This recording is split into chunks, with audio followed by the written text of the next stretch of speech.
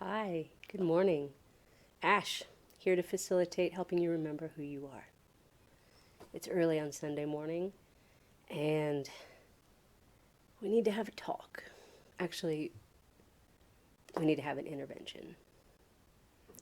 Because we, the people, have an addiction that needs to be dealt with. And it's an addiction to self righteous indignation.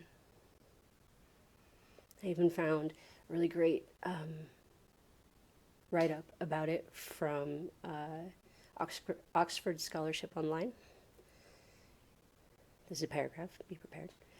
The word addiction appears to limit our perception of a much wider realm, general behavior reinforcement within the human brain.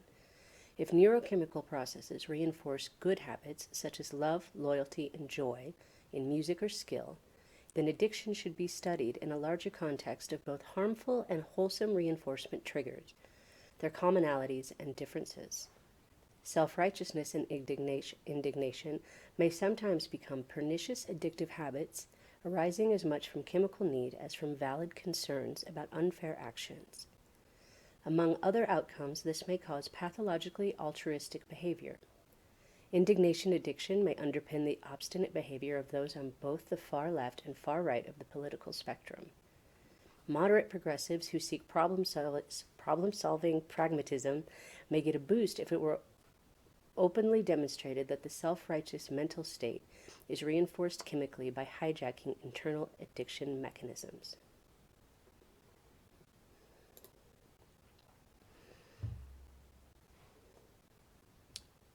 What are we getting all fired up about? I mean, I know the answer to that question, and you know the answer to that question. My question is, why is that the go-to? Why is self-righteous indignation the place that we start the conversation? I have this right. You have no right. You're messing with my belief system and I don't like it, so I'm going to get aggressive. For the record, belief systems are meant to be messed with because you get more information. Thereby your belief system needs to expand or be dropped. I'm not saying don't have them. They are good guidance systems. I'm saying it's not all the information. We very rarely have all the information. So for us to make concrete, sometimes deadly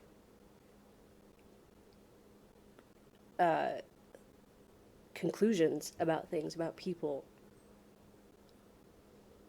without all the information. I'm not saying you get to do that when you have all the information. I'm saying when you have all the information, you're able to make better, more discerning choices. Or come to a place of forgiveness and grace. So let's talk about celebrity pedestals. This is a very bad habit that we have. It's putting people in a place of being an infallible God when that is just not the case. They're people. And I personally don't believe that a creative should be held to such a standard that you'll get canceled if you did something shitty. Because, believe it or not, every single person on this planet, dead or alive, has done some shitty stuff. Including you. Including me. So if you're going to come for somebody for something shitty that you just happen to know that they said or they did, do they get to come for you? Because you're not a celebrity, it's not valid for you to have to look at your stuff. I am not suggesting that the bad things be forgiven because of their body of work. I am also not I'm sort of suggesting that their body of work, it's not one or the other. It's this and this. Body of work doesn't cancel out bad behavior. I do a lot of hand puppets. That's just handle it. Body of work doesn't cancel out bad behavior. Bad behavior, I don't believe, should cancel out body of work. I believe what needs to happen is we need to accept people, our people, and people have shit to work through. Are there times when a celebrity has taken advantage of a situation to the detriment of other people? Yes.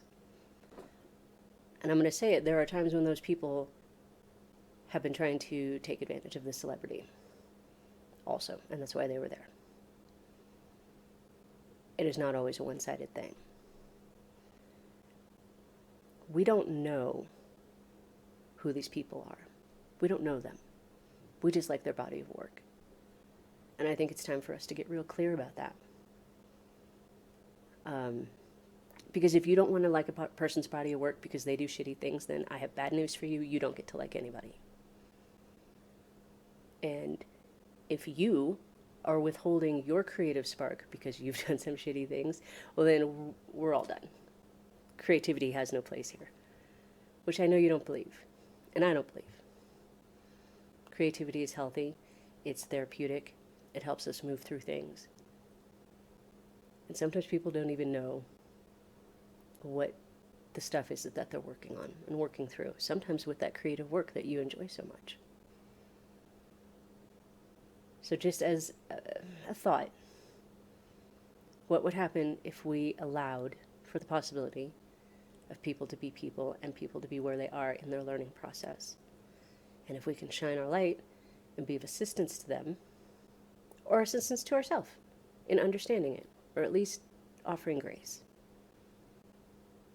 Tread lighter. Be discerning. But this cancel culture is just going to annihilate. It's just going to annihilate creativity, and that's not ultimately what we want. It's going to bring people back underground, which... Is that what you want? I mean, maybe that's not a terrible thing. It is my personal desire and belief that we move forward collectively out of the fear. Not from the fear, but beyond the fear. So I'm going to set a boundary for these videos. I ask, please, that as you watch them, you don't decide who I am. And I won't do that to you. Agreed? Okay, thank you. Let's talk about, this is a really great concept. I got validated on this thought process. I do watch TikTok. I am on TikTok.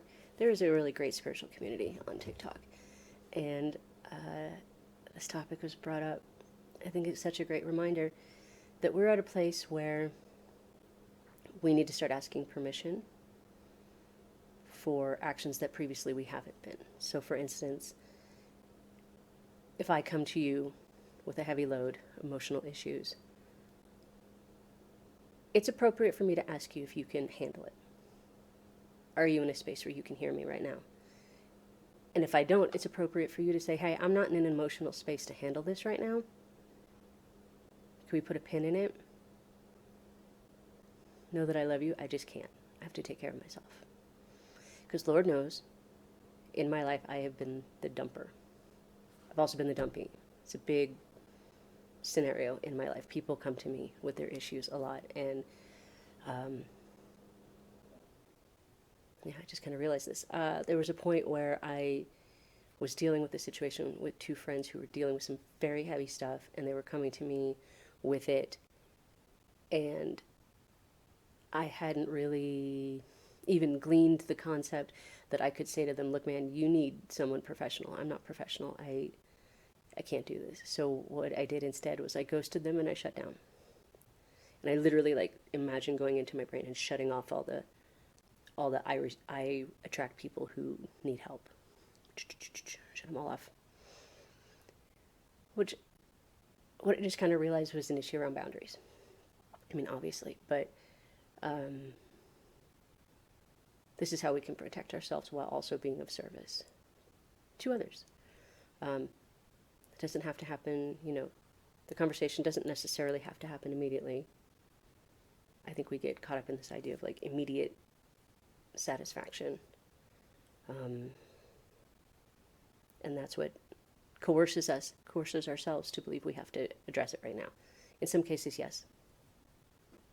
Be discerning. Set your boundaries. Boundaries are so you can continue the relationship in a healthy way. I actually just went through all my things. Yeah. It's going to be a short one today. Don't forget to practice shining your light. Try not to let the self-righteous indignation shadow who you are, and allow for the possibility that people are people and could use some grace. Have a great week. Thank you so much.